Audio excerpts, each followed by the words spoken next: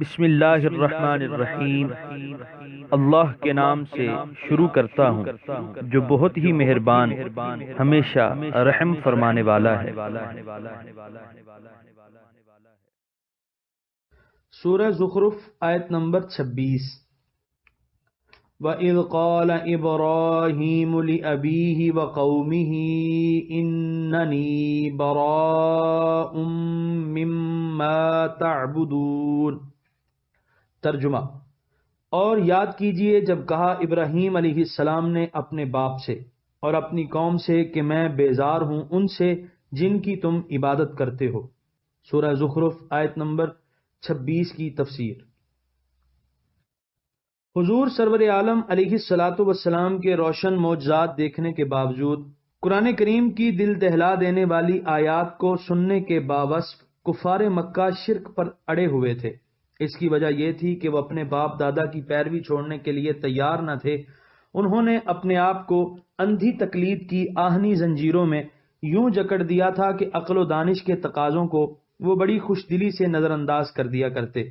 ان کے سامنے ان کے جد امجد حضرت ابراہیم علیہ السلام کا طریقہ کار پیش کیا جا رہا ہے کہ دیکھو، حضرت خلیل علیہ السلام نے جب اپنے اسلاف کو اور اپنی قوم کو راہ حق سے بھٹکا ہوا پایا تو ان سے قطع تعلق کر لیا۔ تم لوگ جو حضرت ابراہیم علیہ السلام کی اولاد ہو اور ان کے بنائے ہوئے کعبہ کے متولی اور خدمت گزار ہو، اسی نسبت کے باعث ملک بھر میں تمہیں عزت و احترام کی نگاہ سے دیکھا جاتا ہے۔ جب انہوں نے اپنے گمراہ پیش روؤں کی روش کو اعلانیہ ترک کر دیا تھا تو تم بھی آپ کی سنت پر عمل کرتے ہوئے گمراہ آباء و اجداد سے اپنی برات کا اعلان کر دو۔ گھبراؤ مت، آسمان نہیں گر پڑے گا۔ نیز ان آیات سے انہیں یہ بات بھی سمجھا دی کہ اگر تم عقل و ہوش سے کام لینا نہیں چاہتے اور تقلید کرنے پر ہی مصر ہو تو پھر تقلید کرنا ہے تو ابراہیم علیہ السلام کی کرو۔ یہ کیا مذاق ہے کہ عقل کا چراغ بھی گل کر رکھا ہے اور تقلید کے لیے ابراہیم علیہ السلام جیسے صدق شیار اور راست باز کو چھوڑ کر ایسے لوگوں کی تقلید پر ادھار کھائے بیٹھے ہو جو انسان کہلانے کے بھی مستحق نہیں۔ براء مصدر ہے اور اس میں صفت کے طور پر استعمال ہوا ہے۔ واحد، تثنیہ، جمع، تذکیر و تانیث سب حالتوں میں یہ اسی طرح مستعمل ہوتا ہے۔ علامہ قرطبی امام لغت جوہری کا قول نقل کرتے ہیں کہ اگر بریء مستعمل ہو تو وہ تثنیہ، جمع، تذکیر و تانیث میں اپنے موصوف کے مطابق ہوگا۔ سورہ زخرف آیت نمبر 27۔ إِلَّا الَّذِي فَطَرَنِي فَإِنَّهُ سَيَهْدِينِ۔ ترجمہ: بجز اس کے جس نے مجھے پیدا فرمایا ہے، بے شک وہی میری رہنمائی کرے گا۔ سورہ زخرف آیت نمبر 27 کی تفسیر۔ شرک سے برات کا اعلان کرتے ہوئے آپ نے فرمایا کہ میں تمہارے ان تمام معبودوں سے بیزار ہوں جن کی تم پرستش کرتے ہو۔ میں صرف اس کا پرستار ہوں جس نے مجھے پیدا فرمایا۔ وہی مجھے راہ ہدایت پر ثابت قدم رکھے گا اور بلند سے بلند مقامات اور درجات کی طرف میری رہنمائی فرمائے گا۔ تم جن معبودوں کی پوجا کرتے ہو نہ وہ کسی چیز کے خالق ہیں اور نہ وہ کسی کی رہنمائی کر سکتے ہیں، اور جس پروردگار کی بارگاہ میں میری جبین نیاز سجدہ ریز ہے وہ تو میرا خالق بھی ہے اور میرا دستگیر بھی، میں اسے چھوڑ کر کسی غیر کی طرف کیوں دیکھوں۔ سورہ زخرف آیت نمبر 28۔ وَجَعَلَهَا كَلِمَةً بَاقِيَةً فِي عَقِبِهِ لَعَلَّهُمْ يَرْجِعُونَ۔ ترجمہ: اور آپ نے بنا دیا کلمہ توحید کو باقی رہنے والی بات اپنی اولاد میں تاکہ وہ اس کی طرف رجوع کریں۔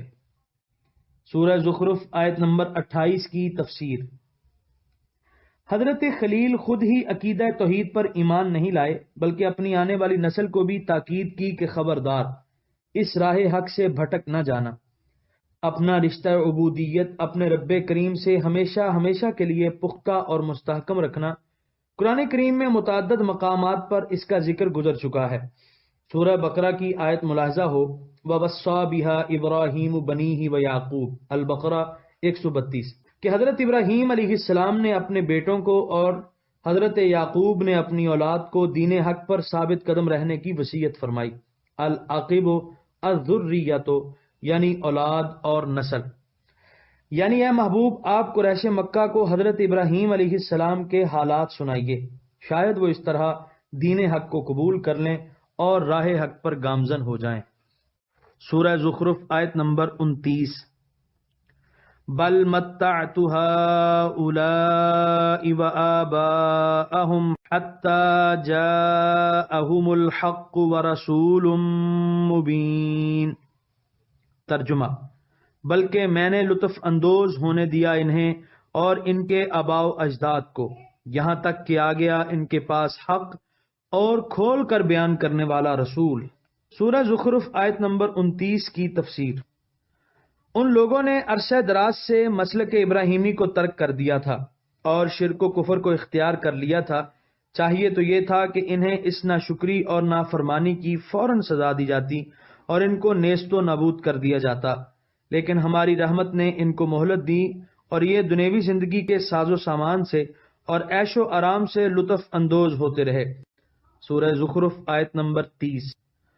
وَلَمَّا جَاءَهُمُ الْحَقُّ قَالُوا هَذَا سِحْرٌ وَإِنَّا بِهِ كَافِرُونَ۔ ترجمہ، اور جب آ گیا ان کے پاس حق تو وہ کہنے لگے یہ تو جادو ہے اور ہم اس کے منکر ہیں۔ سورہ زخرف آیت نمبر 30 کی تفسیر۔ عرصہ دراز کے بعد ان کے افق حیات پر اب نور حق جلوہ گر ہوا۔ انہیں چاہیے تھا کہ وہ اس نور مبین سے اپنے سینوں کو روشن کرتے اور ہمارے رسول کریم کی حیات آفریں تعلیمات اور روح پرور ارشادات پر عمل کرتے، لیکن ان بد نصیبوں نے ایسا نہ کیا، الٹا اسے جادو کے نفرت انگیز لفظ سے تعبیر کیا اور اس پر ایمان لانے سے صاف صاف انکار کر دیا۔ سورہ زخرف آیت نمبر 31۔ وَقَالُوا لَوْلَا نُزِّلَ هَذَا الْقُرْآنُ عَلَى رَجُلٍ مِّنَ الْقَرْيَتَيْنِ عَظِيمٍ۔ ترجمہ، اور کہنے لگے کیوں نہ اتارا گیا یہ قرآن کسی ایسے آدمی پر جو ان دو شہروں میں بڑا ہے۔ سورہ زخرف آیت نمبر 31 کی تفسیر۔ پہلے تو کفار عرب اس بات کو تسلیم کرنے کے لیے ہی تیار نہ تھے کہ کوئی انسان نبوت کے منصب پر فائز ہو سکتا ہے۔ وہ کہتے اگر یہ فرض کر لیا جائے کہ ایسا ہو سکتا ہے تو پھر اس منصب کے لیے کسی ایسے شخص کا انتخاب ہونا چاہیے جو اثر و رسوخ کا مالک ہو، سردار اور مالدار ہو، اس کا روب ہر برناؤ پیر کے دل میں بیٹھا ہو۔ اس ملک کے دو مشہور شہر ہیں مکہ اور طائف، ان میں بڑے بڑے رؤساء اور بارسوخ سردار موجود ہیں۔ منصب نبوت کے لیے ان میں سے کسی کو منتخب کرنا چاہیے تھا تاکہ لوگ اس کی زبان سے نکلی ہوئی دعوت کو فوراً قبول کرتے اور اس کے احکام کے سامنے سر تسلیم خم کرتے۔ چنانچہ ولید بن مغیرہ سے مروی ہے کہ اس نے کہا، یعنی جو کچھ یہ کہہ رہے ہیں اگر یہ حق ہوتا تو یہ مجھ پر نازل ہوتا یا طائف کے سردار ابو مسعود سقفی پر۔ بے شک اس بار نبوت کے اٹھانے کا حوصلہ ہر کسی میں نہیں، بے شک کوئی عظیم انسان ہی اس امانت عظمی کا متحمل ہو سکتا ہے اور اس منصب جلیل کی نازک ذمہ داریوں سے عہدہ برآ ہو سکتا ہے۔ لیکن اے کفار، عظمت کا جو معیار تم نے مقرر کر رکھا ہے کہ بڑا دولت مند ہو، ساز و سامان کی بہتات ہو، خدام کا لشکر جرار اس کے ساتھ ہو، اس منصب کی اہلیت کے لیے عظمت و بڑائی کا یہ معیار نہیں، بلکہ اس کا معیار یہ ہے کہ دل ہر قسم کی آلائشوں سے پاک ہو، کردار بے داغ اور سیرت آفتاب سے تابندہ تر ہو۔ عزم و حوصلے کا یہ عالم ہو کہ مصائب و آلام کے پہاڑ ٹوٹ پڑیں تو نہ گھبرائے اور نہ پسپائی اختیار کرے، بلکہ بڑے سکون اور وقار کے ساتھ تبسم کناہ منزل کی طرف بڑھتا چلا جائے۔ علامہ ثناء اللہ پانی پتی رحمۃ اللہ علیہ لکھتے ہیں، فَإِنَّ الرِّسَالَةَ مِنَ اللَّهِ مَنْصَبٌ عَظِيمٌ لَا يَلِيقُ إِلَّا لِعَظِيمٍ وَلَمْ يَعْلَمُوا أَنَّهَا رُتْبَةٌ رُوحَانِيَّةٌ يَسْتَدْعِي عَزْمَ النَّفْسِ بِالتَّجَلِّي بِالْفَضَائِلِ وَالْكَمَالَاتِ الْقُدْسِيَّةِ وَكَمَالَ الْإِسْتِعْدَادِ لِلتَّجَلِّيَاتِ الذَّاتِيَّةِ وَالصِّفَاتِيَّةِ لَا التَّزَخْرُفَ بِالزَّخَارِفِ الدُّنْيَوِيَّةِ۔ تفسیر مظہری زیر آیت حاضہ جلد 8 صفحہ 345۔ یعنی رسالت ایک منصب عظیم ہے جو اللہ تعالیٰ کی طرف سے دیا جاتا ہے اور یہ کسی عظیم ہستی ہی کو سزاوار ہے۔ کفار یہ نہیں سمجھتے تھے کہ یہ ایک روحانی مرتبہ ہے۔ اس کے لیے ضروری ہے کہ نفس، فضائل اور قدسی کمالات کی جلوہ گاہ ہو اور اس میں ذاتی اور صفاتی تجلیات کو برداشت کرنے کی کامل استعداد ہو۔ دنیاوی زیب و زینت اور ساز و سامان کی یہاں کوئی اہمیت نہیں۔ سورہ زخرف آیت نمبر 32۔ اہم یقسمون رحمت ربک نحن قسمنا بینہم معیشتہم فی الحیاة الدنیا ورفعنا بعدہم فوق بعد درجات لیتخذ بعدہم بعدا سخریا ورحمت ربک خیر مما یجمعون۔ ترجمہ: کیا وہ بانٹا کرتے ہیں آپ کے رب کی رحمت کو؟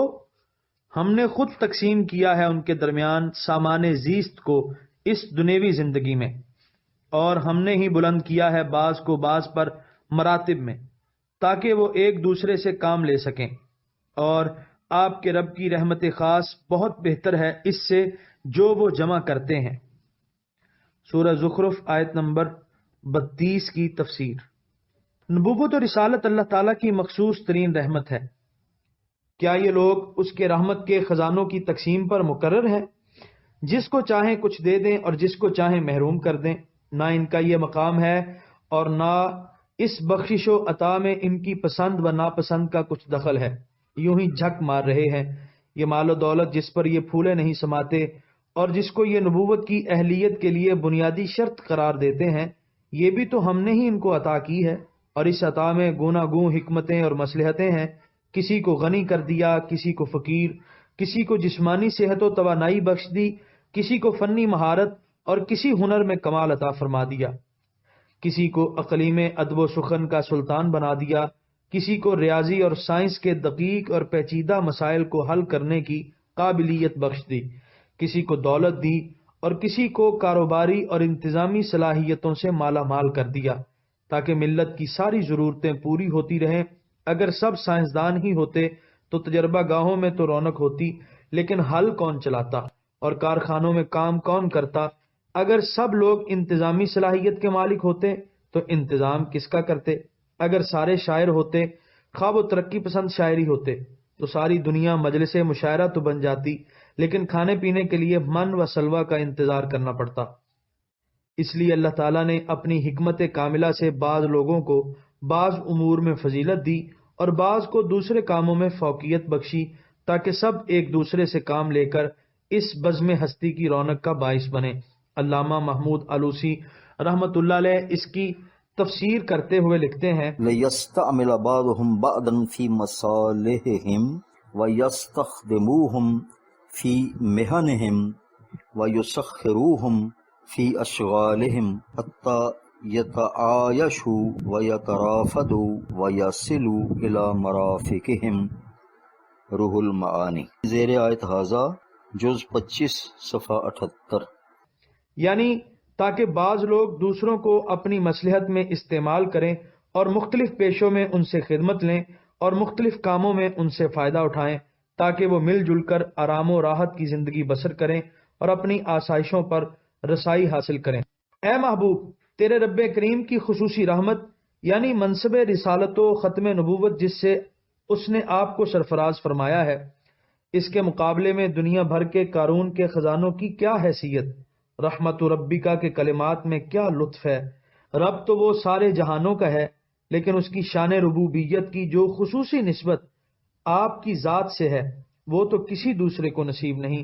آیت کے اس حصے سے بتا دیا کہ جب معیشت دنیا کی تقسیم میں ان کا کوئی دخل نہیں، تو نبوت جو بڑی ہی قیمتی اور گراں بہا متاع ہے، اس کی بخشش میں ان کی رائے کون پوچھتا ہے؟ سورہ زخرف آیت نمبر 33۔ وَلَوْلَا أَن يَكُونَ النَّاسُ أُمَّةً وَاحِدَةً لَجَعَلْنَا لِمَن يَكْفُرُ بِالرَّحْمَنِ لِبُيُوتِهِمْ سُقُفًا مِّن فِضَّةٍ وَمَعَارِجَ عَلَيْهَا يَظْهَرُونَ۔ ترجمہ: اور اگر یہ خیال نہ ہوتا کہ سب لوگ ایک امت بن جائیں گے تو ہم بنا دیتے ان کے لیے جو انکار کرتے ہیں رحمان کا ان کے مکانوں کے لیے چھتیں چاندی کی اور سیڑھیاں جن پر وہ چڑھتے ہیں وہ بھی چاندی کی۔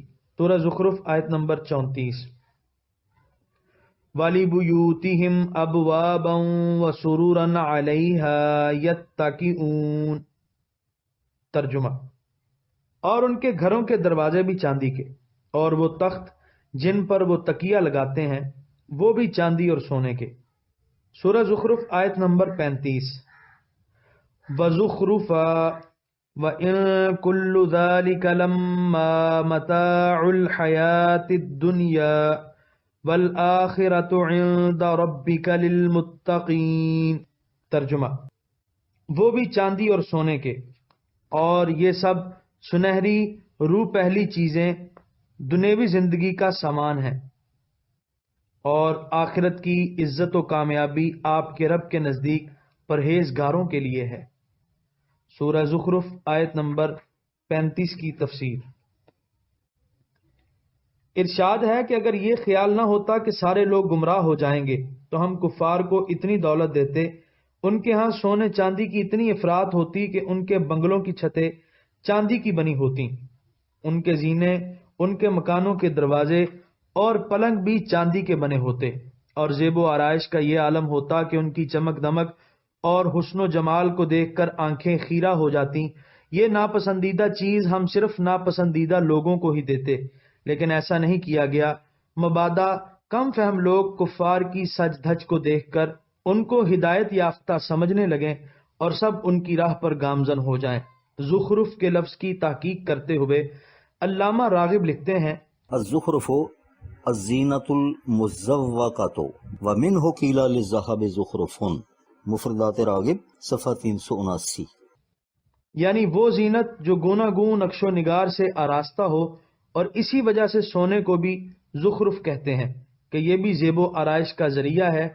بظاہر زخرفا کا عطف سوقوفا پر ہے، اس صورت میں اس کا معنی نقش و نگار، زیب و زینت ہوگا، اور اگر زخرف سے مراد سونا ہو تو پھر اس کا عطف من فدتن پر ہوگا اور اس کی نسب محل کی وجہ سے ہوگی، اور آیت کا معنی ہوگا کہ ان کی چھتیں، ان کے زینے، ان کے دروازے، ان کے پلنگ بعض سونے کے بنے ہوتے اور بعض چاندی کے بنے ہوتے۔ یہ سب کچھ محض چند روزہ دنیا میں کام آنے والا سامان ہے۔ اس آیت میں دنیا کے ساز و سامان کی بے مائگی اور تحقیر کو بیان کر کے تقوی و پارسائی کو اپنا شعار بنانے کی رغبت دلائی جا رہی ہے۔ یہاں ایک حدیث پاک بھی سماعت فرمائیے۔ عن سالم بن سعد قال قال رسول اللہ صلی اللہ علیہ وسلم لو كانت الدنيا تعدل عند الله جناح بعوضة ما سقى كافرا منها شربة ماء۔